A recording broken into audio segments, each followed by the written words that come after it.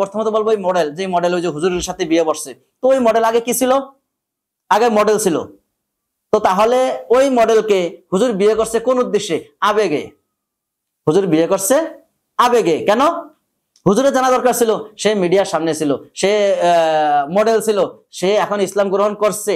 আসলে সে কতটুকু সঠিকভাবে ইসলাম গ্রহণ করছে বা তার ইখলাস কতটুকু, এটা আল্লাহ তাআলা ভালো জানে, আমি জানি না। তবে আমি যতটুকু দেখছি যে আসলে তার উদ্দেশ্যই ছিল সে ইসলামের লেবাসধারী পোশাক পরে ইসলামকে কলুষিত করবে, এরকম অনেক আছে।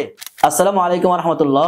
প্রিয় দর্শক, আজকে কিছু কথা বলবো যেই বিষয়ে কথাগুলা বলা আসলে আমি মনে করতেছি প্রয়োজন। বর্তমানে যে মিডিয়াতে দেখতেছি বা সোশ্যাল মিডিয়ায় ভাইরাল হইতেছে যে মহিলাদের বিষয়, অনেকে আবু তোহা আদনান সাহেবের কথাও বলতেছেন, অনেকে মুফতি মামুনুর রশিদ কাসেমি সাহেবের কথাও বলতেছেন। তো এগুলা যে দেখা গেছে ভাইরাল হয়েছে কিছু কিছু, যেমন মুফতি মামুনুর রশিদ কাসেমি সাহেব, ওনার স্ত্রীর একটা ঘটনা ভাইরাল হয়েছে, যেটা আমি নিজের সাক্ষী। আমি ওনার স্ত্রীর যেই ভাইরাল ভিডিওটাতে আমিও ওনাকে ভয়েস পাঠাইছি বা ইনবক্সে মেসেজ পাঠাইছি যে ওনার সত্যতাটা দেওয়ার জন্য। যদি সত্যতা প্রমাণিত হয় তাহলে আমিও এটার বিষয়ে নাক গলাবো, আমিও এটাকে তুলে ধরবো। কিন্তু ওনার কাছ থেকে কোনো এরকম পজিটিভ উত্তর পাইনি। তাহলে বোঝা যায় কি? তাহলে কি বোঝা যায়? যে আসলে ওনার যে কথাগুলো বলতেছে আমিও শুনে বুঝতেছি যে কিছু কিছু ব্যাঠিক বলতেছে। হ্যাঁ, মানুষ বলতে খারাপ আছে, মানুষ বলতে ভালো মন্দ মিলে মানুষ। হাদিসে যেহেতু বলছে ভালো মন্দ ওইটাই থাকে, তাহলে কিছু ভালো কিছু মন্দ, ভালোটার সাইডটা বেশি মন্দটার সাইডটা কম, এরকমই তো বিষয়। তাহলে আমি বলবো দোষ থাকতেই পারে, দোষ হইতেই পারে। এখন ওনার যেই মূল দোষটা, ওনার মূল দোষটা কি? উনি কয়েকটা কথা তুলে ধরছেন, এর মধ্যে একটা কথা তুলে ধরছেন যে ওনার বিষয়ে আমি কথা বলতেই চাই না, উনি এত খারাপ মানুষ, ওনার নাম নিতেও আমার ঘৃণা হয়। উনি এত খারাপের কি করছে আমার জানা নেই। উনি একটা তুলে ধরছে যেটা নাকি ওনার ব্যবসা, বিয়ে করাটা ব্যবসা। হ্যাঁ, যদি অকেই এরকম হয় এটা আপনি প্রমাণ দেন, দলিল দেন।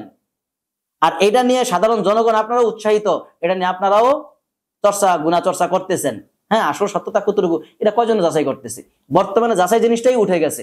বিচার করতে গেলে যাচাই করা প্রয়োজন, এই যাচাই জিনিসটা নেই। একটা জিনিস ভাইরাল হইলে ওটার পিছনে পাবলিক লেগে যায়, যেটাকে বলে হুজুগে বাঙালি।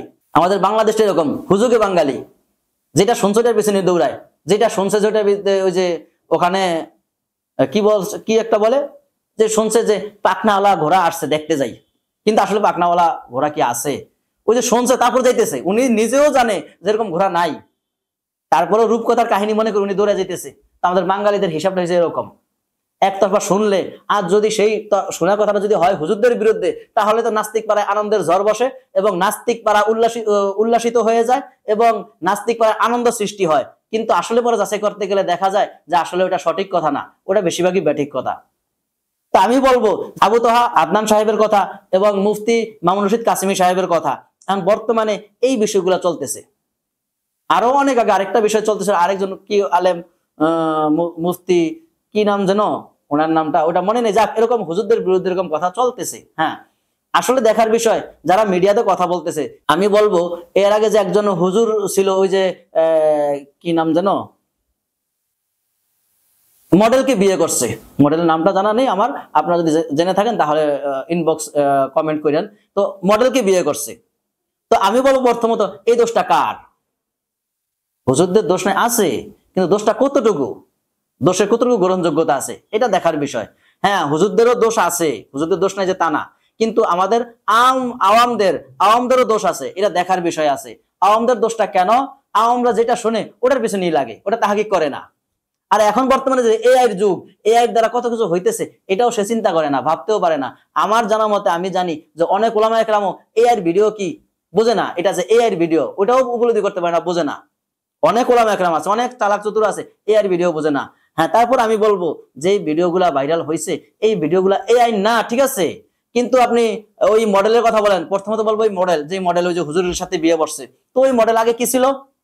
আগে মডেল ছিল। তো তাহলে ওই মডেলকে হুজুর বিয়ে করছে কোন উদ্দেশ্যে? আবেগে।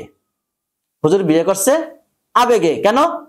হুজুরের জানা দরকার ছিল, সে মিডিয়ার সামনে ছিল, সে মডেল ছিল, সে এখন ইসলাম গ্রহণ করছে।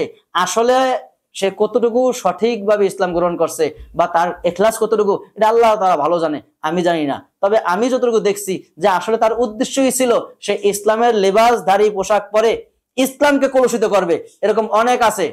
আল্লাহু আলাম, আল্লাহ তাআলা ভালো জানে। তবে আমি তার কর্মে বলতেছি, ওনার মনের হালত আমার জানা নেই, তবে আমি তার কর্মে বলতেছি। কেন? যদি ওনার উদ্দেশ্য ইখলাস ঠিক থাকতো, যে না ইসলামের জন্য ওই মুফতির কাছে বিয়ে বসছে, ইসলামের জন্য হুজুরের কাছে বিয়ে বসছে, আল্লাহ তাআলা সন্তুষ্টির জন্য হুজুরের কাছে আসছে, তাহলে উনি তো এত বড় জালেম ছিল না, বা ওরা জালেমগিরির কিছু দেখাইতেও পারে নাই। উনি যেটা বারবার বলতেছে যে বাচ্চাকে মারছে, বাচ্চাকে থাপড় মেরে চোখ ইয়া করে দিছে, দাগ করে, চোখে দাগ করে দিছে, ওনাকে আটকে রাখছে, ওনাকে শাসন নির্যাতিত করছে, এগুলো তো এরকম কিছু উনি প্রমাণ দেখাইতে পারে নাই মিডিয়ার সামনে। উনি যেগুলা বলতেছে এগুলা, হ্যাঁ আল্লাহ তাআলা ভালো জানে, যদি সত্যও হয় তাহলে এই কারণে তো আপনাকে মিডিয়ার সামনে আসার অনুমতি শরীয়ত দেয় নাই। কেন? আমাদের তো ইতিহাসে জানাই আছে ফেরাউনের সংসার আসিয়া করছিল, তো ফেরাউন সে বেশি নির্যাতন করছে আপনাকে? তাহলে এটা তো বোঝাই যায় যে আপনি ওখানে গেছেন হয় টাকার জন্য, না হয় ইসলামকে, না হয় হুজুরদেরকে সমাজের চোখে দোষী বানানোর জন্য, আমার মনে হয়। তো এটার জন্য দায়ী কে? এটার জন্য দায়ী প্রথম হুজুরই। হুজুর কেন আপনাকে বিয়ে করলো? হুজুর কেন আপনাকে বিয়ে করলো? আর যখন বিয়ে করছেই, তাহলে আপনাকে কেন ট্যাকেল দিতে পারলো না? আপনাকে কেন কন্ট্রোল করতে পারলো না? আপনাকে কেন দিন শিখাইতে পারলো না? এটার জন্য হুজুরই দায়ী আমি মনে করি, আমার ভাষায়। এবার কি হয়েছে না হয়েছে এটা পরের হিসাব, আমি ডিরেক্টলি এটাই বলতেছি যে একজন স্ত্রী ঘরে থাকবে, একজন স্ত্রীকে কন্ট্রোল করবে, একজন স্ত্রী স্বামীর আন্ডারে থাকবে, এটা তো শরীয়ত বলতেছে। তাহলে উনি কি ইসলাম, ওই মডেল কি ইসলাম শিখলো, যেটাই জানে না যে স্বামীর কন্ট্রোলিং কি, স্বামীর কন্ট্রোলে থাকতে হবে, স্বামীর আন্ডারে থাকতে হবে, ঘরে থাকতে হবে, ঘরোয়া পরিবেশে থাকতে হবে। দেখলে ওইটার ইতিহাস। দ্বিতীয়ত বলছি পুরুষরাই দায়ী, পুরুষরাই দোষী। কেন বলছি? হ্যাঁ, মুফতি মামুনুর রশিদ কাশিমি সাহেব যেটা করছে, হ্যাঁ ওনার স্ত্রীকে ছেড়ে দিছে, ঠিক আছে, উনি এই বিষয়ে মিডিয়া তো খোলাসা করা দরকার ছিল, যেহেতু এটা ভাইরাল হয়ে গেছে, এটা মিডিয়াতেও ওনার খোলাসা করা দরকার ছিল, এবং সামনাসামনি কথা বলার দরকার ছিল, এবং ক্লিয়ারলি কথা বলা দরকার ছিল।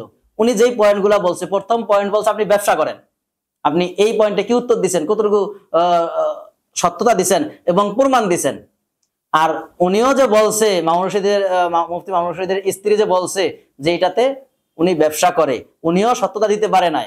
কিন্তু এটা না পাবলিক জনগণ তো অনেক কিছু বলছে, আর পাবলিক তো এমনি হয়েছে নাচিনাপুরি, আরো পাইছে ঢোলের বাড়ি, এখন তো আরো কিছু বলবে, এটাই স্বাভাবিক। আর এটার সাথে নাস্তিক সুর মিলাবে, এটাই স্বাভাবিক।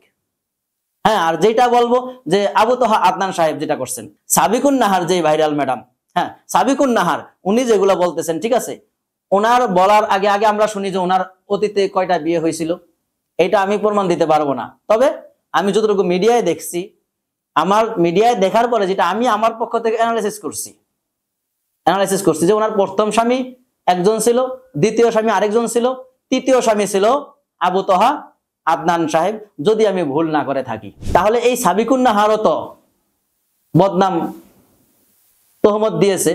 হ্যাঁ, তাহলে এটার উদ্দেশ্য কি ছিল? এটার উদ্দেশ্য ছিল ইসলামকে হয়তোবা কলুষিত করা, কারণ উনি তো আরো দুই স্বামী দেখে আসছে।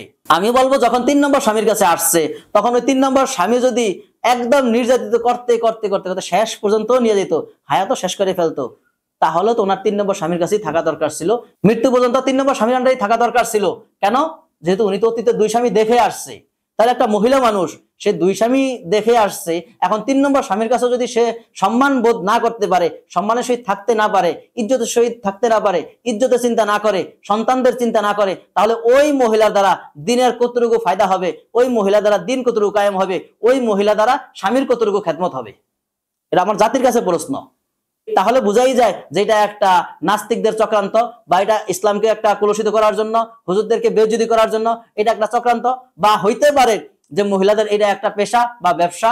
যে এখন বর্তমানে মিডিয়াতে যেগুলো দেখতেছি, যে বিয়ে বসে অনেক টাকা কাবিন ধরে, তারপরে ওই কাবিন নিয়ে তারপরে গো, এরকম অনেক অ্যাভেলেবল হইতেছে। তাহলে কি আমরা বুঝে নিতে পারি এটা একটা ব্যবসা? আর যদি হয়ে থাকে ব্যবসা, তাহলে আমরা তো এখানে দোষ কাকে দিব? এখানে দোষী কে? তা আমার ভাষা আমি বলি, দোষী যে বিয়ে করছে সে। কেন? উনি তাহাকি ছাড়া বিয়ে করছে, উনি মনে করছে যে রাবেয়া বসরি চলে আসছে, উনি হাসান বসরি হয়ে গেছে, এটাই হয়তো বা ভাবছিল। উনি তাহাকিক ছাড়া বিয়ে করে ফেলছে, উনি তাহাকিক করে নাই, আর এটা হওয়াটাও স্বাভাবিক। আর এটা চক্রান্ত আমি কেন বলতেছি বারবার? আমি এই জন্য বলতেছি, অনেক বড় বড় শায়েখগণ এরকম বিপদে পড়ে যায়। যেমন আমরা যদি বলি যে আমাদের শাইখুল হাদিস সাহেব, উনিও তো এরকম বিপদে পড়ে গেছেন নিজের বিবাহিত স্ত্রীকে নিয়ে। উনি বিয়ে করছেন ঠিক আছে, উনি স্ত্রীকে বিয়ে করে, উনি স্ত্রীর সাথে রাত্র যাপন করছেন, উনি স্ত্রীকে নিয়ে ঘুরতে গেছেন, ঠিক আছে, কিন্তু এটা তো একটা চক্রান্ত। এটা যে একটা চক্রান্ত, বিশাল ধরনের চক্রান্ত, এটা তো অবশ্যই শাইখুল হাদিস সাহেবের অবশ্যই বোঝা দরকার ছিল, ওনার মাথায় নেওয়া দরকার ছিল যে এই মুহূর্তে আমি কিভাবে নারায়ণগঞ্জ যাই, কিভাবে অমুক জায়গায় যাই, এটা বোঝা দরকার ছিল। যদিও আমি বিশ্বাস করি যে ওনার ওটা বিবাহিত স্ত্রী ছিল, কিন্তু এটা নিয়ে কত কিছু হয়ে গেছে, এটা নিয়ে ইসলামকে কতটুকু হেয় প্রতিপন্ন করছে, এটা নিয়ে ওরা আমাদের কতটুকু বেজ্জতি করছে, এটা তো স্বাভাবিক বিষয়, এটা তো বোঝাই যায় এটা একটা চক্রান্ত মনে হয়। আর আমি বলবো যে যারা যারা বড় বড় শায়েখ, যারা উঁচু লেভেলের আলেম ওলামা, অবশ্যই ওনাদের তো একটা বোঝা দরকার যে আমাদের পিছনে অবশ্যই শত্রু অনেক আছে, শত্রু আছে। কখন শত্রু কাকে দিয়ে ঘায়েল করে ফেলে এটা তো আপনারা আমার চেয়ে ভালো জানার কথা এবং ভালো জানতেছেন। শত্রু কখন কাকে কিভাবে ঘায়েল করে ফেলে এটা তো অতীত থেকেও, অতীতের ঘটনা থেকেও শিক্ষা নেওয়া। অতীতেও তো আমাদের ঘটনা, যে নবী রাসূলদের ঘটনাগুলা আসছে, ওখান থেকেও তো শিক্ষা নেওয়া, যে এটা স্বাভাবিক বিষয় না, এটা কঠিন বিষয়। তো এই বিষয়টা নিয়েও তো ইসলামের কতটা নাস্তিক পারা কতটা উল্লাসিত করছে, কত কিছু বলছে। তাহলে এটা বোঝা যায় না যেটা ইসলামে আসলে ইসলামকে কলুষিত করার জন্য, ইসলামকে বেইজ্জতি করার জন্য, হুজুরদেরকে, আলেম ওলামাদেরকে বেইজ্জতি করার জন্য এগুলো একটা সাজানো চক্রান্ত চলতেছে।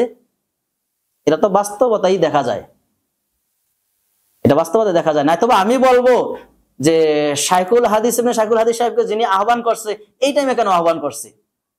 ওই হোটেলের নাম্বার দিল কে? ওই হোটেলের ঠিকানা দিল কে? ওই হোটেলে যে আগে থেকে লোকজন ছিল ওদেরকে জানাইলো কে? এটা একটা প্রশ্ন না, জানাইলো কে? তাহলে তো বোঝাই যায় এখন বর্তমানে যেগুলো চলতেছে, মহিলাদের দ্বারা যে সমস্যাগুলো চলতেছে, এগুলো তো অবশ্যই বোঝা যায় যে আসলে একটা চক্রান্ত চলতেছে। তো এই জন্য আমি বলবো এটার জন্য আমরাই দায়ী, এটার জন্য পুরুষরাই দায়ী, এটার জন্য আলেম ওলামারাও দায়ী আছেন। কেন? ওনারা তাহকিক করেন না, ওনারা আবেগে বশীভূত হয়ে একদম অফার পাইলে ওয়েলকাম জানিয়ে দেয়, ওয়েলকাম জানিয়ে দেয়। এটাও তো দেখার বিষয় আছে যে ওয়েলকাম জানাইবেন, ওয়েলকামের আগে অবশ্যই তাহকিক করার বিষয় যে আসলে কি হইতেছে। অনেক জায়গায় এরকম আমি দেখছি যে হ্যাঁ মাসালা জিজ্ঞাসা করতে গেছে, মহিলা মানুষ মাসালা জিজ্ঞাসা, হুজুরের মাসালা জিজ্ঞাসা করছে, এটা আমি অনেক দেখছি, অনেকরে দেখছি, এটা আমি নিজে প্রমাণিত।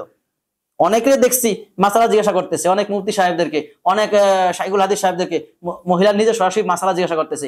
এই মাসালা জিজ্ঞাসা করার মাধ্যমে আস্তে আস্তে আস্তে আস্তে আস্তে আস্তে সম্পর্ক গড়িয়ে বিয়ে হয়েছে, ঠিক আছে, কিন্তু যার সাথে বিয়ে হয়েছে সে কি ছিল তাহকিক করছেন, তার সাথে তো আপনার মিডিয়ার মাধ্যমে পরিচয়, তার সাথে তো আপনার ফেসবুকের মাধ্যমে পরিচয়, তার সাথে তো আপনার ইউটিউবের মাধ্যমে পরিচয়।